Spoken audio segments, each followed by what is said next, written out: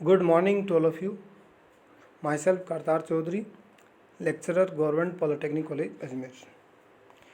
Today I start fading on ionospheric wave propagation. What is fading?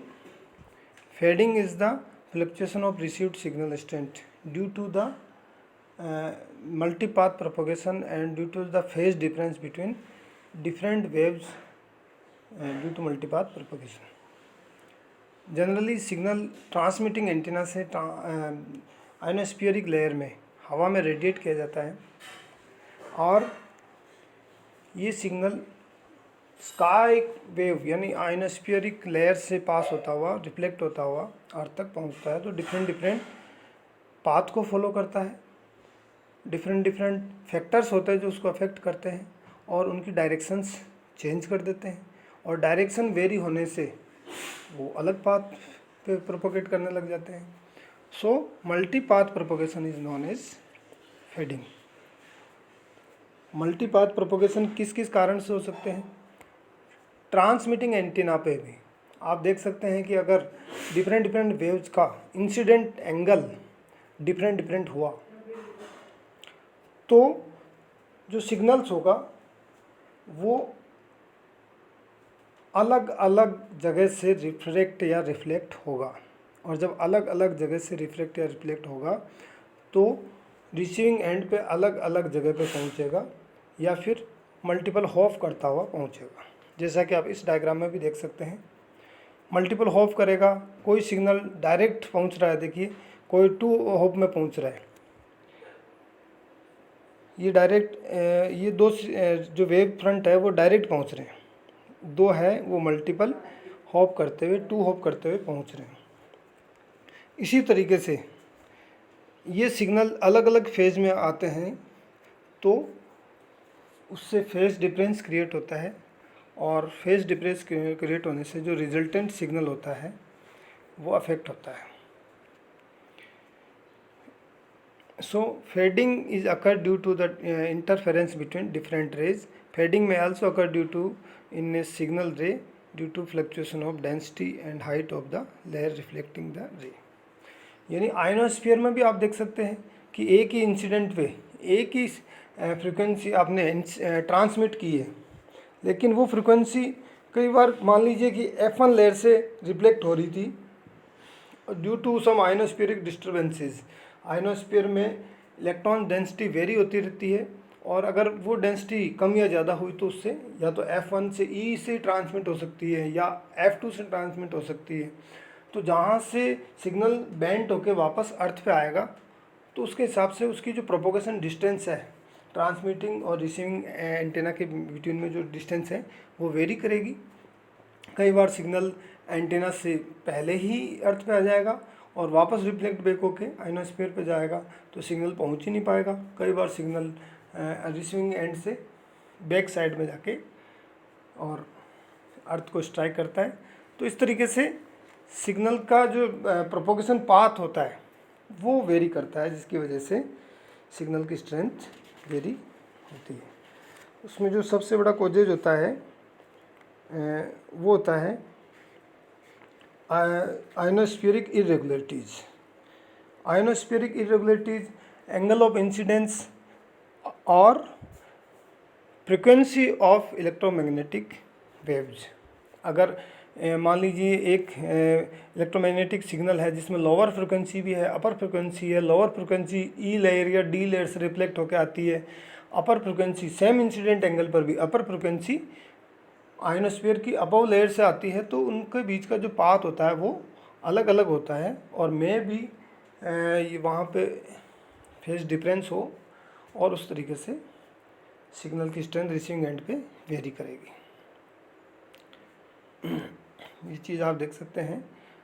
Wavelength of radio bands जो है वो भी अलग अलग होती है, यानी फ्रिक्वेंसी भी अलग अलग होती है, जिसकी वजह से सिग्नल की स्ट्रेंथ वेरी करती है। इसके अलावा पोलराइजेशन इफेक्ट होता है।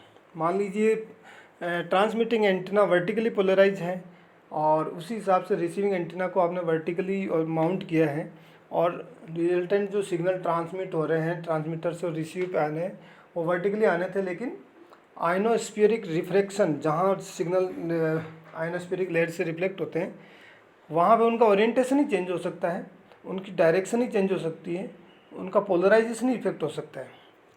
तो वो भी इफेक्ट करते हैं फेडिंग को, जैसा एक डायग्राम में बताता हूँ आपको।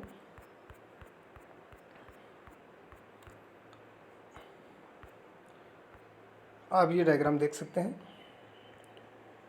इसमें पोलरिटी चेंज हो जाती है, आयनोस्फीरिक लेयर में पोलरिटी चेंज हो जाती है और पोलरिटी चेंज होने से फेडिंग हो जाती है। तो ये भी एक कारण होता है सिग्नल की स्ट्रेंथ को डिस्टर्ब करने का। तो वापस चलते हैं अपने टॉपिक पे। तो फेडिंग और भी कई कारणों से हो सकती है।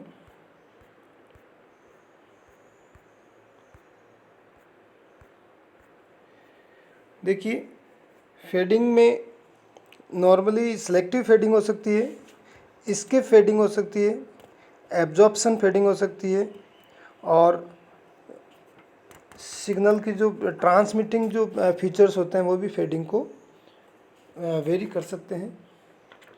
इसके अलावा एक और इम्पोर्टेंट चीज़ आती है, वो ये है कि रिसीविंग एंड पे जो सिग्नल आएगा वो या तो एडिटिव टाइप का होगा या सब्ट्रैक्टिव टाइप का होगा। अगर इन फेज सिग्नल्स आएंगे तो सब ऐड हो जाएंगे, और अगर आउट ऑफ फेज सिग्नल आएंगे तो वो आपस में सब्ट्रैक्ट होंगे, और सब्ट्रैक्ट होने से रिजल्टेंट सिग्नल की स्ट्रेंथ है वो वेरी करेगी। इसी तरीके से सडन आयनोस्फीरिक डिस्टर्बेंस, मैग्नेटिक स्टॉर्म, ये सारी चीज़ें अफेक्ट करती है। एक इंटरफेरेंस फेडिंग होती है, इंटरफेरेंस फेडिंग भी सिग्नल की स्ट्रेंथ को वेरी करती है। इंटरफेरेंस फेडिंग जो होती है और पोलराइजेशन फेडिंग होती है। पोलराइजेशन फेडिंग में ऑर्डिनरी और एक्स्ट्रा ऑर्डिनरी वेव्स कंबाइंड होती है, और कंबाइन होके एक वेव फॉर्म बनाती है जिसमें सभी वेव्स की जो फेज है वो इन फेज भी हो सकती है और आउट फेज भी हो सकती है, और उनका अगर इन फेज है तो वो कंबाइन होती है, और आउट फेज है तो वो एक दूसरे से सब्ट्रैक्ट होती है। तो polarisation fading, interference fading, selective fading, skip fading, absorption fading, ये सारी चीज़ें अफेक्ट करती है इलेक्ट्रोमैग्नेटिक वेव सिग्नल्स को। इसी तरीके से एटमॉस्फेरिक नॉइज़ और सरफेस इरेगुलरिटीज़, ये भी फेडिंग के कॉज हो सकते हैं, और सिग्नल की डायरेक्शन को और सिग्नल के फेज को चेंज कर सकती है। So number of factors may affect the path of electromagnetic waves, and due to such effect the strength of electromagnetic signal at receiving end may be disturbed, and this strength causes loss of signal, and this effects is known as fading. Multipath propagation is known as fading. Okay, तो fading जितनी कम हो, या ये effect या causes जितने कम किए जा सकते हैं, मिनिमाइज किए जा सके, उतना ही सिग्नल की स्ट्रेंथ को इम्प्रूव किया जा सकता है। तो इसके लिए ट्रांसमिशन जो प्रॉपर्टीज़ होती है उस पर ध्यान देना होता है, क्योंकि जो मल्टीपल पाथ, जो नेचुरल जो पाथ डिस्टर्बेंस हो रहे हैं वो तो अपन वेरी कर नहीं सकते, उनको तो मिनिमाइज कर नहीं सकते।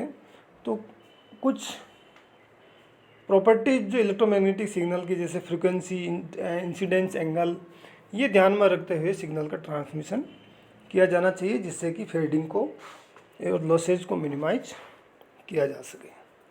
Thank you.